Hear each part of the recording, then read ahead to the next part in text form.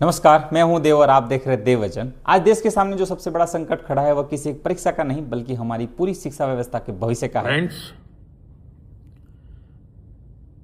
मैं जानता हूं कि पेपर लीक ये कोई मामूली हाल विषय ही में जो नहीं। हमारे प्रधानमंत्री मोदी जी का आधी रात को संदेश और बयान सामने आए हैं उन्हें देखकर साफ लगता है कि यह सिर्फ एक औपचारिकता थी। सच कहूं तो उस पूरे संबोधन को सुनकर गहरा धक्का लगता है, क्योंकि जब पूरा देश और युवा इस भाषण को सुन रहा था तो उसमें सबसे बुनियादी और संवेदनशील मुद्दों पर पूरी तरह चुप्पी नजर आई।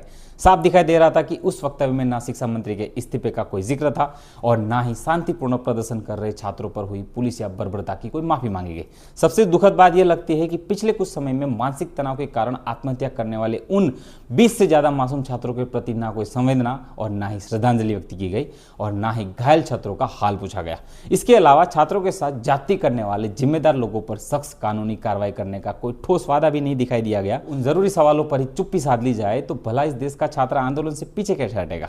सोशल मीडिया के कमेंट सेक्शन को आपको ध्यान से पढ़ना होगा, क्योंकि वहां आम नागरिकों और युवाओं का गुस्सा साफ देखा जा सकता है, जिससे यह पूरी तरह साफ हो सकता है कि इस देश की जनता अब इस रवैये को स्वीकार करने के मूड में नहीं है। राजनीतिक शुचिता की बात करने वाली सरकार का दोहरा रवैया आपको देखना होगा।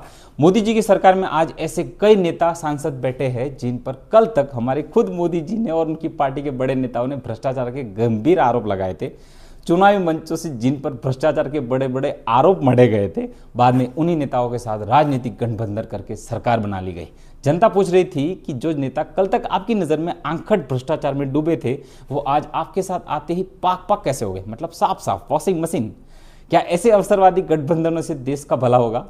वाह, इस देश की जनता को कब तक इस तरह से राजनीतिक विरोधाभासों से गुमराह किया जाता रहेगा। यह लाचार व्यवस्था सिर्फ राजनीतिक गलियारों या स्कूल तक सीमित नहीं है, बल्कि हायर एजुकेशन और मेडिकल सेक्टर का भी यही हाल है। उदाहरण के लिए मध्य प्रदेश के नर्सिंग स्टूडेंट की हालत देखिए। जिन छात्रों ने साल 2020 में नर्सिंग में एडमिशन लिया था उनका अब तक पोस्ट ग्रेजुएशन तक खत्म हो जाना चाहिए था, लेकिन भ्रष्टाचार और नर्सिंग कॉलेज घोटाले की वजह से वो छात्र आज 7 साल बाद भी अपने 4th ईयर में ही अटके हुए हैं। यहाँ तो ग्रेजुएशन का एक ठिकाना नहीं है। ऐसी चौपट व्यवस्था चल रही है हमारी। आबादी बढ़ रही है तो नियम के मुताबिक सरकारी बुनियादी ढांचा भी मजबूत होना चाहिए था, लेकिन सरकारी नीतियां इसके बिल्कुल उलट काम करती हैं। खुद केंद्र सरकार की अपनी एजेंसी है नीति आयोग की रिपोर्ट के आधिकारिक आंकड़े बताते हैं कि पिछले 10 सालों में देश भर में 1 लाख सरकारी स्कूल बंद हो गए हैं। सरकारी स्कूल जहां 11 लाख से घटकर सिर्फ 10 लाख रह गए हैं। बल्कि इसके ठीक विपरीत निजी क्षेत्र लेकिन प्राइवेट स्कूल 50,000 से ज़्यादा प्राइवेट स्कूल खोले गए। प्राइवेट स्कूलों का ऐसा विशाल नेटवर्क तैयार हो गया है कि किसी शॉपिंग मॉल से कम नहीं है, जहां शिक्षा के नाम पर भारी फीस वसूली जा रही है। आज एक गरीब और मध्यम वर्गीय परिवार अपने बच्चों की भारी भरकम फीस भरते भरते कर्ज के दलदल में डूब रहा है। ऐसा लगता है कि लोगों को दिमाग में जानबूझकर यह बात डालने की कोशिश की गई है कि बुनियादी मुद्दों से ज़्यादा धर्म के ऊपर विमर्श जरूरी है, चाहे देश की व्यवस्था का बेड़ा गर्क हो जाए। हिंदू मुस्लिम करते रहो, राज करते रहो।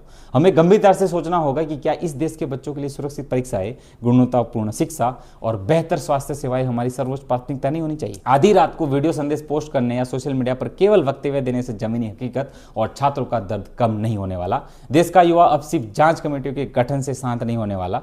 जब तक पहला इस्तीफा नहीं होगा, पीड़ित परिवारों को न्याय नहीं मिलेगा और बर्बरता करने वालों पर कार्रवाई की सीधी जवाबदेही तय नहीं होगी, देश का युवा पीछे नहीं हटेगा।